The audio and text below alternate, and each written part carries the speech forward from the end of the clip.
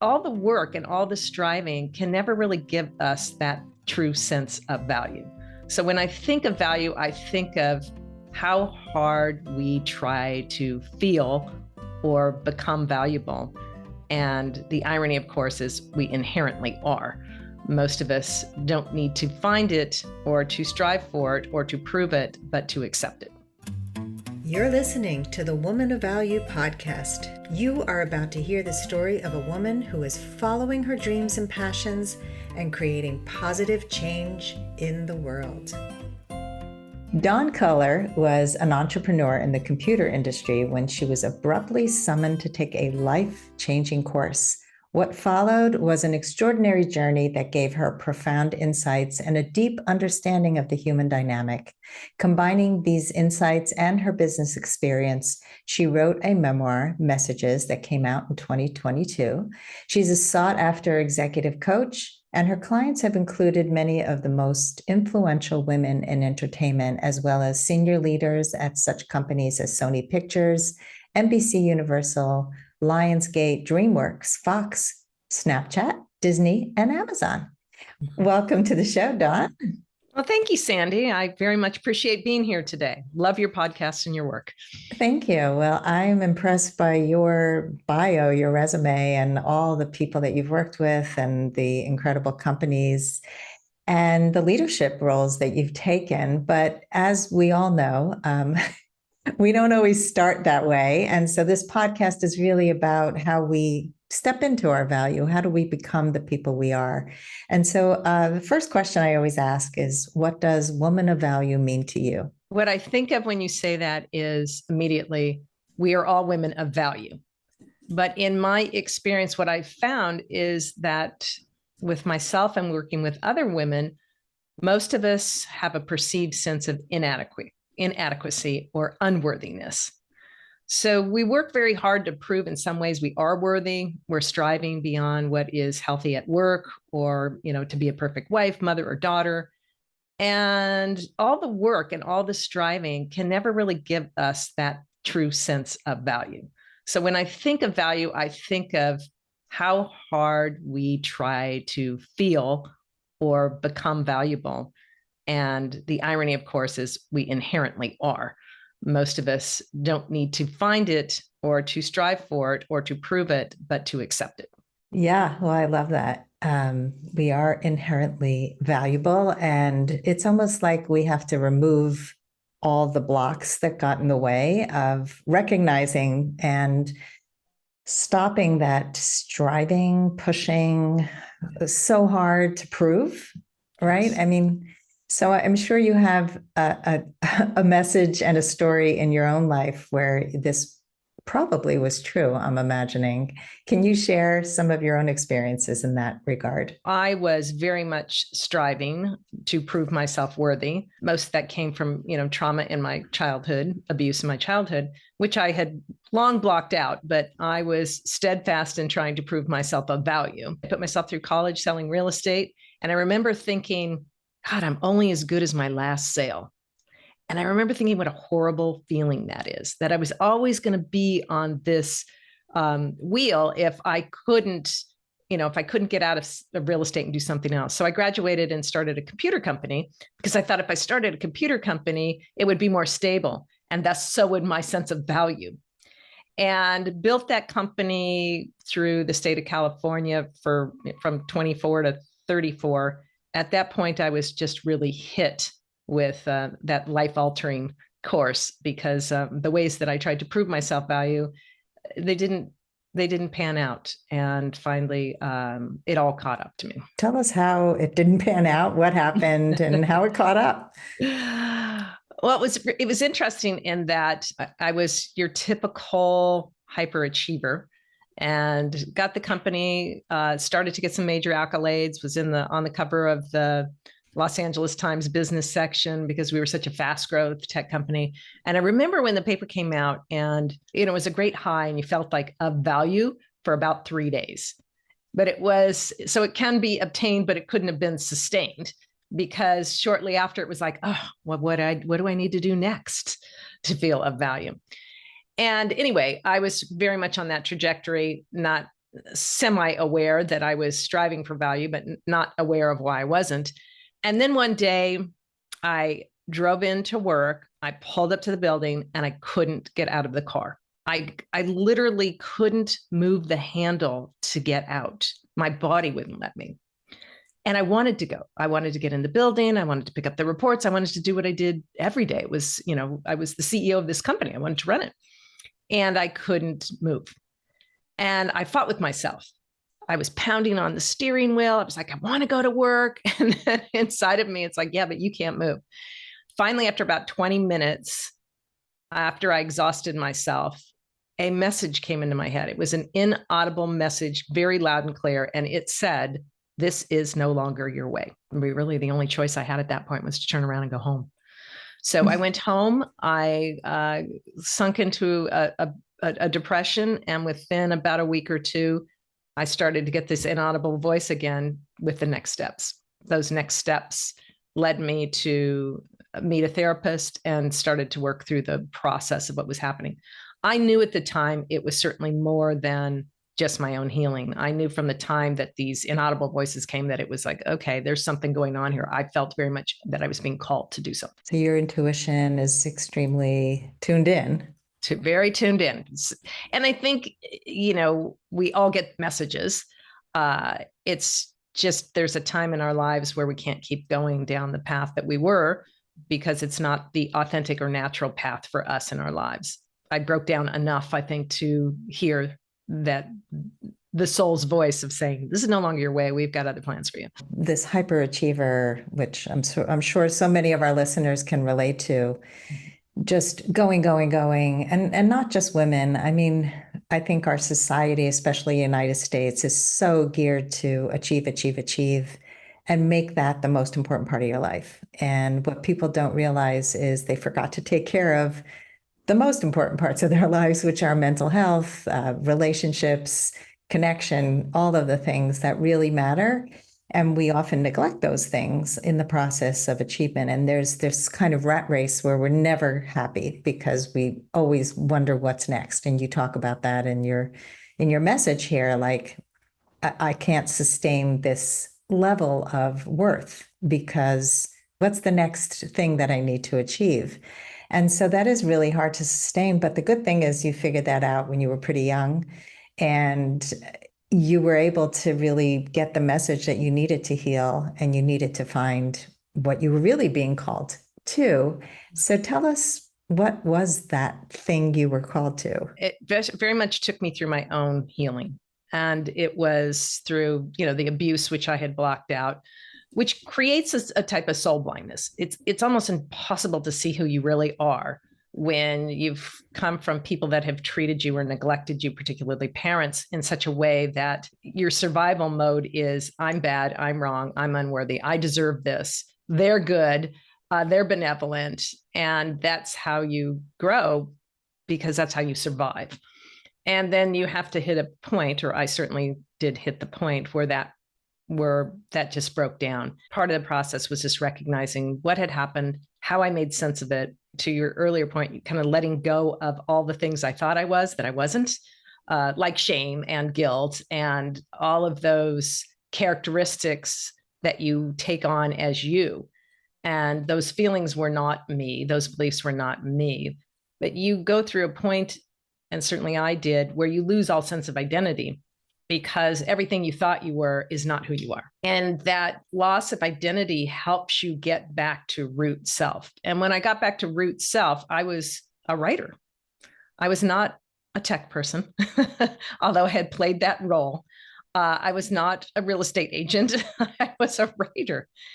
And part of the messages during this time of healing was write the book, write the book. So I started to write. At first, I had no idea what I was writing about. And then as this journey unfolded, and it was so orchestrated by an intelligence beyond my own, it took me until I was 3/4 of the way through it until I recognized, oh, I'm supposed to write the story I'm living. And once I started to write the story I was living, it all became very clear that I'm being pulled in this direction, not only to share my experiences and how I came to trust them, but to also share a greater message that to me felt more universal than just something that I was given for myself. Yeah, often when we share our stories, people find themselves. And Yes. it's, I mean, even in you telling the point of crisis, I can relate to so much of what you're saying. And I obviously didn't grow up in the same environment as you, but just yesterday I was talking to my sister about trauma and how we hold it in our bodies. And it's not always the big T trauma. It's a lot of times that little T trauma where you move a lot, or your parents were just too busy to pay attention to you, or you had a sick sibling, or a parent with mental illness, which we had. And my sister said she used to come home from high school because she was going to school in another city. And she would tell my mother what was going on for the week. And my mother didn't really pay attention. Mm-hmm. And she said, I just internalized this message that I was talking too much, or my story wasn't that interesting. And it wasn't, I didn't do that. It was interesting how we all grow up in the same family and come away with different experiences. But she had a recent experience that really she internalized again. Something was wrong with me. And I said, you see how you're still carrying that trauma. And what if it wasn't your fault? What if you were doing the best you could? What if it was somebody else didn't do their part? What if somebody else wasn't responsible? And I think we don't often see that because we grow up with this message that if parents are emotionally unavailable or emotionally immature or abusive in any way, children internalize. It's just pretty much the only way we can be wired, because you can't possibly believe that the people who are supposed to keep you safe, that there's something wrong with them. I believe we all have some sense of trauma because it even goes before childhood itself. Uh, Joseph Campbell did a lot of great work on the story of myth, and he went all around the world and studied myths in every culture that had religious backgrounds or not. And everybody in every society had some story of being cast out, because in essence, we've all been cast out of the womb. As we were born into this world, we were in this place of wholeness and love and peace, and then boom, you're birthed. And it is always interests me that as I work with women of all levels, everybody seems to have a story of not being good enough. And although I think that initial wound comes at birth, just like we all have a belly button, I had one very successful woman. I mean, she was a best-selling author, very dominant in a particular industry in sales. And she said, Dawn, I knew that I was first unworthy when, or inadequate, she said, when at 5 years old, her parents decided to have another child. And her interpretation of that was she wasn't enough. Wow. That she wasn't enough as an only child, so they had to have another one. And just right there starts that. In her mind, that was her first recollection of it. But I think inherently, as part of our humanity, we all have this wound. And depending on what happens to you in your life, that belly button, if you will, can be large and sensitive, or, barely felt. That's such an interesting way to look at it. And yes, the not enoughness is such a common theme. I have been talking to my oldest daughter a lot about how she's raising her children. She has 3 kids. And I think as a grandmother now, I can see a better way to raise children that I couldn't see when I was in the throes of it. And she's very open, and she's a really good mom. And it's just to have that consciousness with how you choose to raise your children. And basically, it's empathy first. Like, really understand that your kids have the right to have their feelings. And we were not raised to honor our feelings or even recognize them because they were too much. Don't cry, don't worry, don't do this, don't feel that. And once we can validate our feelings, then we can know who we are in the world. And like what you talked about before, who were you at your core, it was covered up with, I have to prove, and I have to prove it in these ways. And you can't know who you are if you have never really stayed in touch or been able to be in touch with your core values, your core worth. If you have ever played small to make other people feel comfortable, or maybe stayed in a bad relationship or job too long because you didn't think you could do any better, I wrote a book for you. It's called Becoming a Woman of Value: How to Thrive in Life and Love. Each of the 30 chapters contains a life lesson, a story, and an exercise to bring you closer to reaching your full potential. Becoming a Woman of Value is available on Amazon in paperback and Kindle. When you strip all of the survival strategies and strategies to try to prove that you're better than you feel you are, you get down to the wound itself, which is hard. I mean, it's hard to sit with that. It's hard to sit with inadequacy, but it's really the only way to eradicate it, because you've got to disprove it by going to it and saying, yeah, but how can this be true? And when you recognize that it's not true, and when you and I both have the good grace of having grandchildren, when you look at these little grandchildren and their faces, and they are inherently worthy. That child doesn't have to do anything to prove its worth to us. They're just as precious as can be. Well, that's who we are too. But it really takes some rewiring and sometimes, decades of experience in order to rewire back to that inherent sense of worth.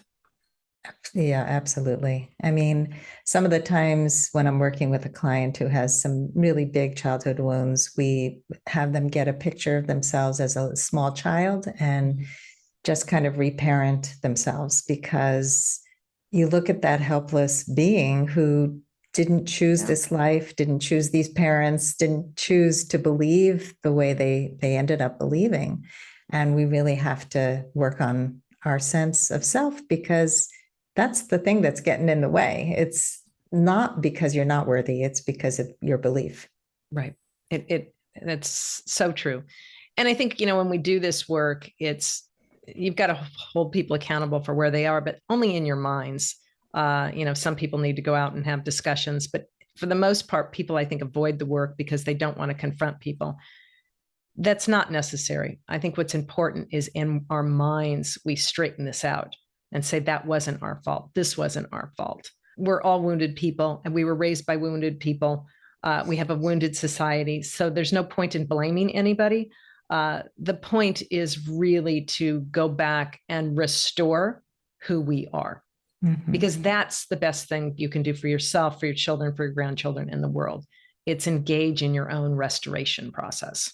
Yeah. And I'm glad you brought up the no blame piece of this, because I think a lot of people just get really angry and feel victimized by how they were brought up. And, I really truly believe that it is, much as there are damaged people in the world, that they don't purposefully do the things they do. They're really just functioning at the best level they can. And often it's not good enough, but that doesn't mean that they were inherently bad people. They just didn't do the right thing for you. And you get to learn and break cycles of abuse and create a new legacy, which I think is super empowering.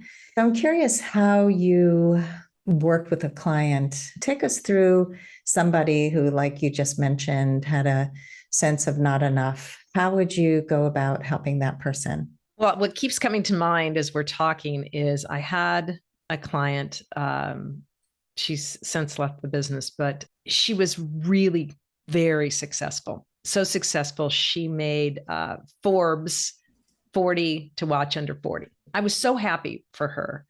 I had gone in for our session shortly after the magazine was published, and I walked in and her head was down. There was flowers all over for the celebration of it. The magazine was there, and she was noticeably distraught. And I closed the door and I sat down. I said, "Congratulations, this is fantastic." And she turns to me and she goes, "This is the worst thing that's ever happened to me." She was so upset. She was literally in tears. And I said to her, most people would think this is the best thing that could happen. She goes, "Dawn, you have no idea." She said, "I turned 40 in 2 months." She said, "I don't have the strength to do it all over again. I don't have the strength to be the 50 to watch under 50." And so for her, the striving, the accomplishment, and then she was aging out of it made her feel like she was going back to ground zero and had to prove herself all over again. That is such a classic example of somebody that was working, their identity was on the line, meaning their self-worth was something that was going to be judged by others, not themselves. And she had large public acknowledgement of her successes, yet internally, she was very wounded. So I would say, based on that story, the first thing is we have to uncouple several things, associations we make. The hardest life to live is when we are looking for others for approval instead of seeking that internally. When the outside world is gauging our self-worth or our value, that is a very turbulent, difficult path, because you will be acceptable to some, not acceptable to others. It doesn't make any difference. It's all based on their filters. It's not based on intrinsically who you are or what value you're expressing in the world. How people interpret that, what they can take out of it, those are all their issues. Our main concern as individuals is, what is my life expression, regardless of how people are receiving that, or if they're capable of receiving that. The first advice is just the awareness that you're doing it. And the awareness that we're doing anything is, 50% of the battle, but it can never solve the issue. We can be aware that we're an alcoholic, but if we never stop drinking, it's not going to make a difference.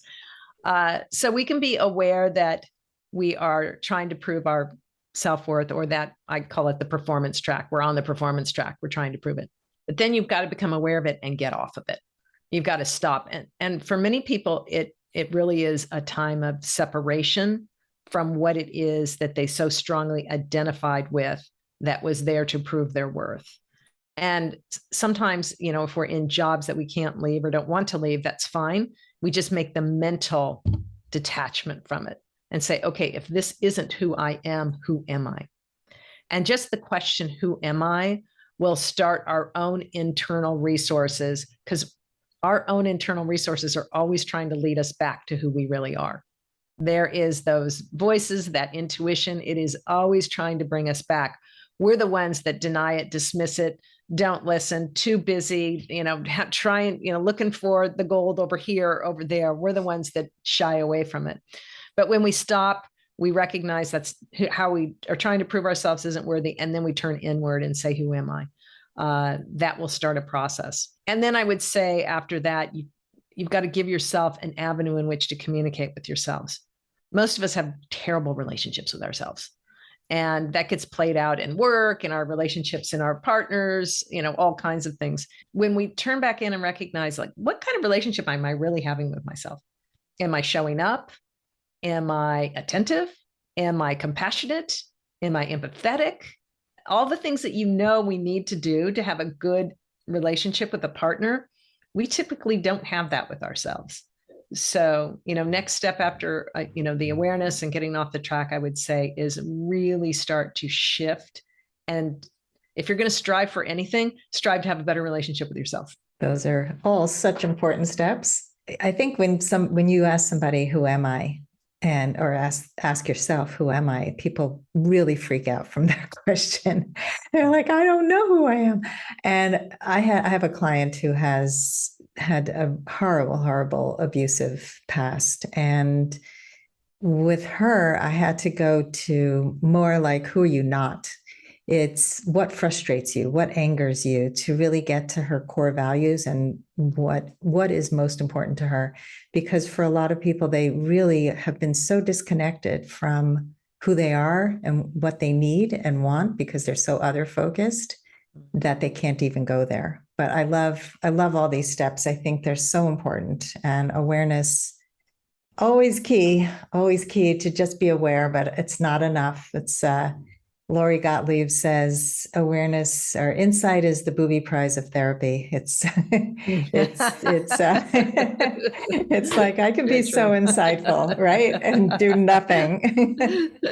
Right. Exactly. Yeah. There has to be action there, because that's what changes our neurology. That's what changes our not only our neurology, but our physiology.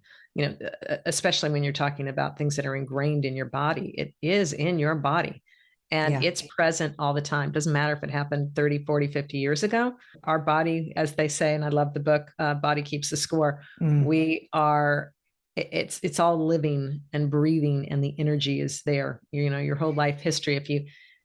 If you collapse the linear thought of time and you look at yourself as all of my experiences are active right now in my body, that's a great way to start going, okay, I need to start weeding some things out. I need to start, taming some of these energies that are going on that are motivating me now because they worked 30 years ago, but they're not working now. Yeah, and they still can come up. I just read a beautiful article by Gabor Mate. Do you know him? No. His work. So he does a lot of body work as well, and he's done a lot of work with addiction. And he talked about his upbringing where he was living in Poland or some part of Europe during World War II, and his family was Jewish, and his mother realized because he had such a sensitive constitution that he would not be able to do well in hiding, which is where the family went. So she sent him off with a non-Jewish family to basically raise him as a non-Jew until the war was over. And he felt betrayed. When he was reunited with his mother, he wouldn't talk to her for like a week. And he was little. He was like maybe 4 years old. So that trigger of abandonment comes back all the time, but he can deal with it faster. And he talked about how he had just given a lecture. It was a really good lecture. He's on his way home. And his wife texts him, "Do you still need me to pick you up at the airport? I haven't left yet," or something. And he's like, "No, it's fine." And so he comes home. He doesn't talk to her for like a day and a half. And then his wife, who knows him very well, says, "Okay, cut it out. Enough already." So, even though he does this work and he is so immersed in this and he's been doing trigger work for decades, he still goes back there. So I just wanted to put that message out to anybody listening who thinks it's kind of a one and done and you're healed. You can still be triggered, but you have tools to deal with it, and it's faster. That's exactly right. And I'm so glad you're bringing up that point, because when I first went into therapy, I thought, give me 6 sessions and I'm done with this. And, that was 30 years ago, and I still get triggered. I can still get triggered, but the difference now is that I have more awareness of my inner landscape, and I've got resources I can pull in that when I do get triggered, I can recognize that it's a trigger. I can comfort myself and de-escalate much quicker. So now I don't act on those triggers. I might feel at any given time, that I'm triggering that shame or that unworthiness again, but I can quickly come back and correct that perception and not act on it. And when we stop acting on the triggers, that's when we stop the patterns in our life. Absolutely. Well, let's talk about what's on tap for the future. You're doing all these great things now. You have this book and you're doing amazing coaching. What are your goals, dreams for the future? I am speaking about the book, going out on podcasts, doing some things to just get this message out. Because at the end of the day, after my own healing went on, I became very aware through the messages that this process that I had gone through is starting to happen to everybody. We are very much in the beginning of a new consciousness for humanity. And we see that right now. As women, most of us intuit it. It's anxiety provoking because new consciousness is expanding. We are becoming more aware of who we are. We are becoming more aware of our interconnectedness. And that's just part of the human evolution, but it's very rapid. And anytime our minds expand in a rapid way, we're going to have turbulence. And that's what you're seeing in the world. And I think that's what we're feeling internally. So the more we can understand the process of expansion or awakening, the more we can work with it. And the more we work with it, the more gentle the process can be. So I'm really out helping my clients and talking to people about being aware of what's going on right now inside, understanding that everybody's path to this new humanity that is emerging or arising is going to be as unique as their fingerprint.